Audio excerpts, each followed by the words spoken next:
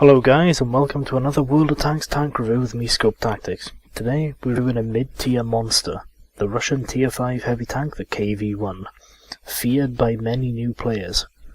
Most of that reason is because they simply don't know where to hit it.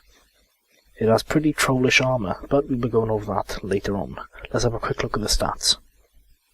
640 HP, pretty nice health pool, especially for a tier 5. 34 km an hour speed limit. You won't expect to be going around 25 to 30 on flat ground. You'll reach 40 km or so if you go downhill. 20 degree traverse speed for the hull, very sluggish. You'll have to try and improve that aspect through crew skills I'd recommend later on. 75mm of armour at the front and side, 70 at the rear. 110mm of frontal, side and rear armour on the turret. So you don't want to be shooting at the turret of this thing. 310 meter view range, which is not that good, but we are only a tier 5. 440 signal range, which is okay. That's decent, I suppose, for this tier. Anyway, let's look at the guns.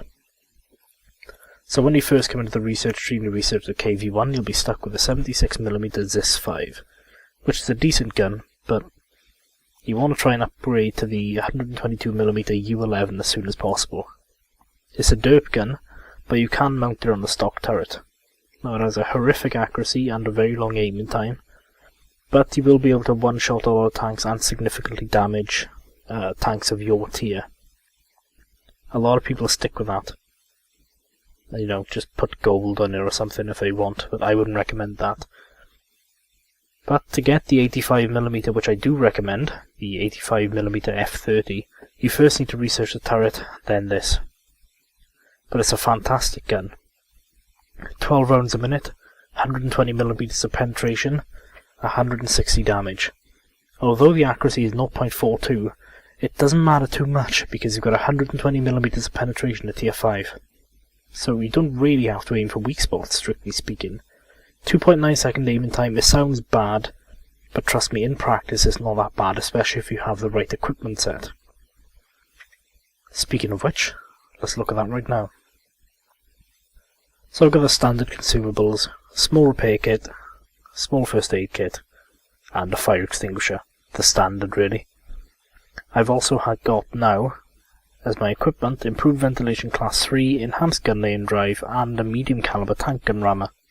All to reduce that reload time and speed up the aiming time of that 85mm gun. So, on to the crew skills. Let's quickly get up all the personal files, go through them one by one. So first of all, the loader. Nobody really cares about the loader skills. Now you might have noticed, I've got repairs on everyone, which you always want to do as a heavy tank. If you're not in a heavy tank, you'll have to... I'll go over that when I cover them. But for this tank in particular, you want repairs first. For the commander, you can choose between repairs and mentor, it's up to you. But for the loader, you might want to go with brothers in arms after this, but none of the skills I can really recommend. I'd say stick with repairs. Radio operator, again, either stick with repairs.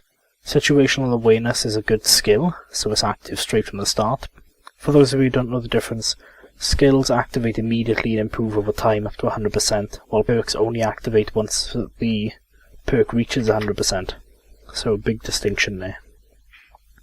What I always recommend doing is training up a skill so you're always getting the benefit of it, and then swapping it out for a perk if you want the perk. For the radio operator, I'd recommend either situational awareness, signal boosting, or repairs, but I'd recommend situational awareness out of all of them. So the driver, again, repairs is good. Smooth ride is probably the handiest one there. None of the others are that great. Smooth ride's a good skill. You can choose between repairs or smooth ride. The gunner, definitely snapshot. So it's a skill, so you can take it right away if you don't want everybody to have repairs. So I recommend snapshot. Deadeye is a decent perk.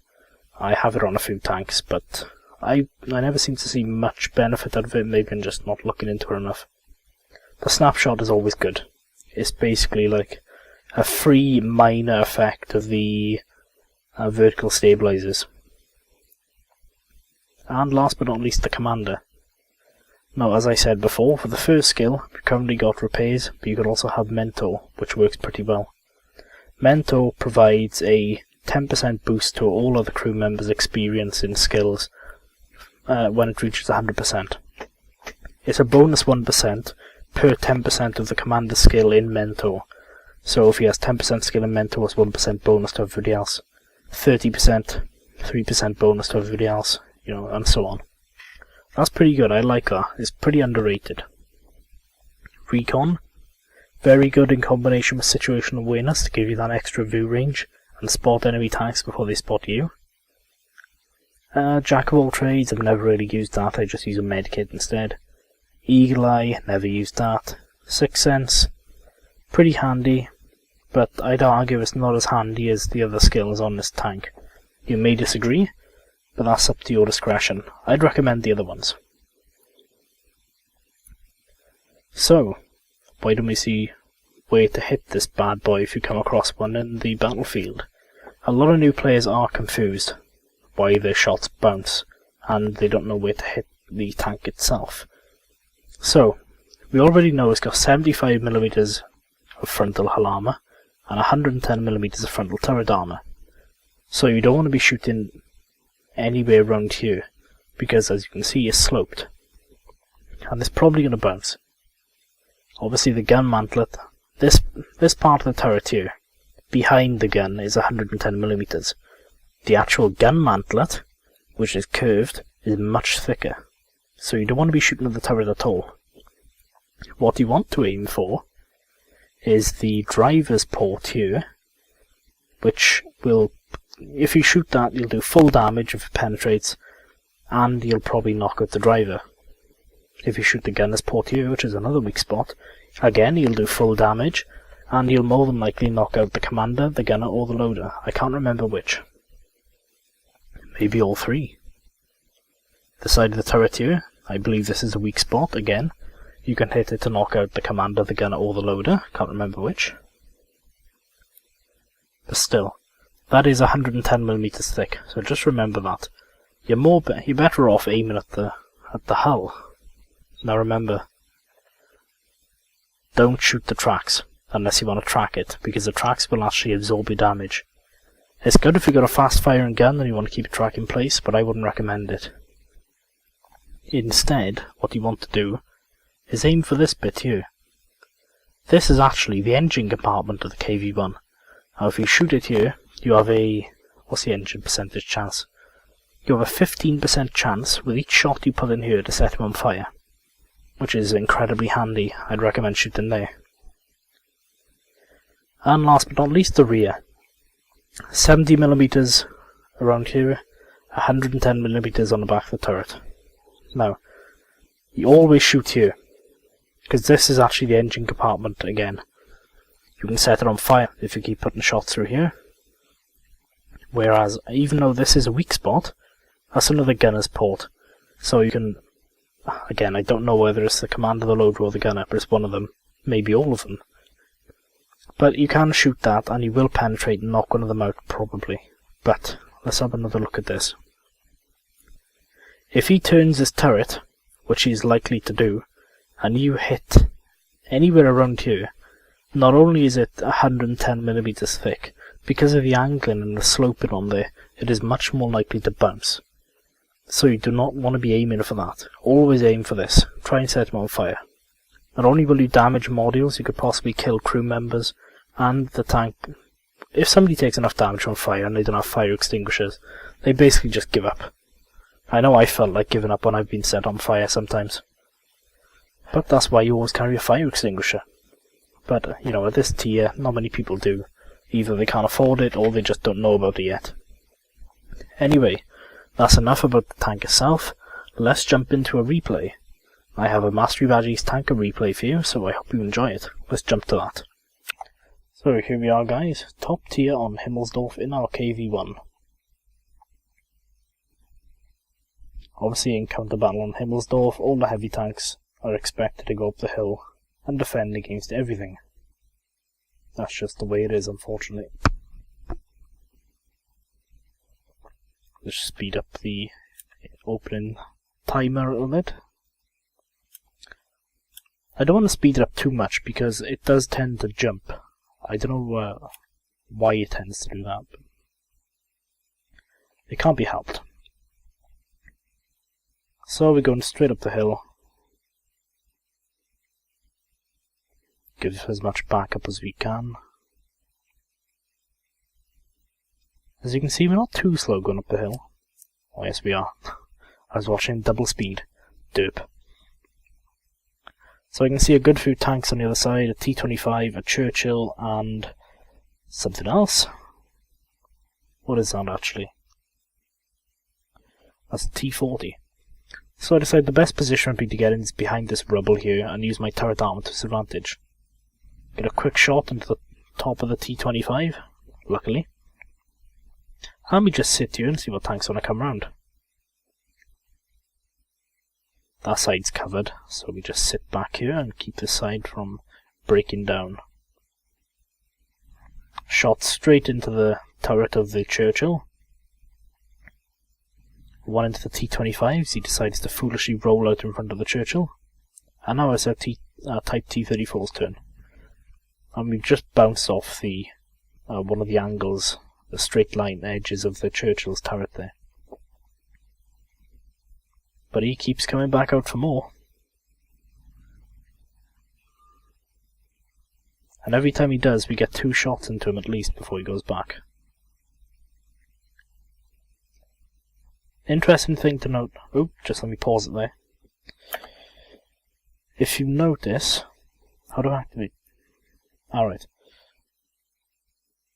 Now where did our artillery hit us? I think it hit us on the mantlet. It looks like it. But yeah, the artillery actually hit us on a mantlet, damaged our observation device, and knocked out our radio operator. So I wasn't too happy about that.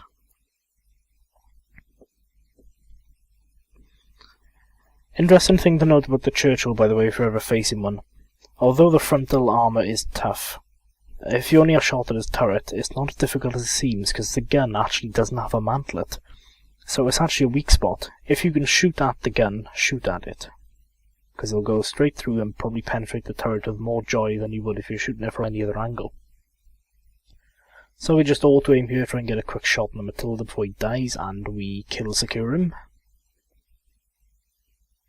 Unfortunately, I think we managed to get a bit of damage on that guy there.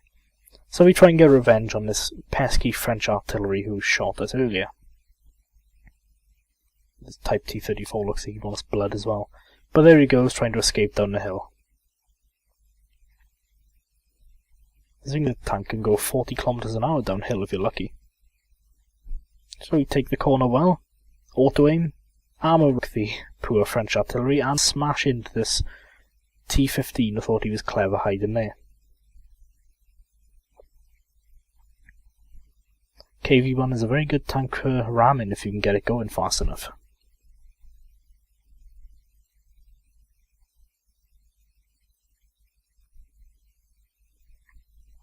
So we're just rolling over towards the train tracks now, seeing if we can mop up some kills before it ends.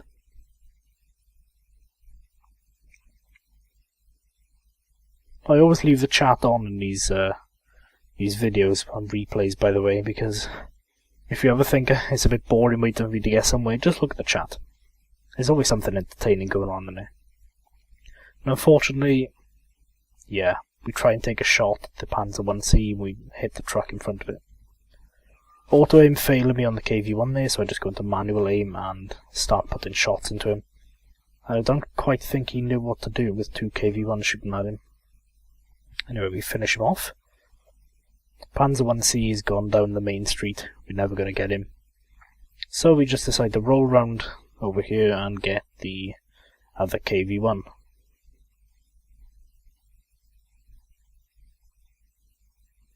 Unfortunately, he destroyed our Type T-34 where we could get there to save him, but we managed to destroy him before he managed to bring his gun to bear. Sitting here with 5 kills, the last thing left is an AT-2. And from the looks of where he's shooting us, he's just past the cap circle. So I'm feeling a bit ballsy, just decided to charge him. You might think I'm crazy. You're thinking, well, that tank's got 203mm of frontal armour. Now that's the same problem as the Churchill. It doesn't have a mantlet.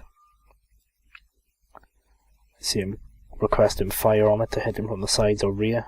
I do manage to get I think it's just one shot into him that manages to hit him. But I quickly angle my tank better to try and get a shot into him. And we manage one. And that is the game. And that was a review of the KV-1, guys. Thank you very much for watching. I hope it was helpful for you. If it was helpful, please consider liking the video, subscribing for more tank reviews, and commenting below to give me any feedback on what you liked or didn't like, or how I can improve my videos in the future. Well, I'm not sure what tank is coming up next. It would probably either be the Marder 38T or the M10 Wolverine.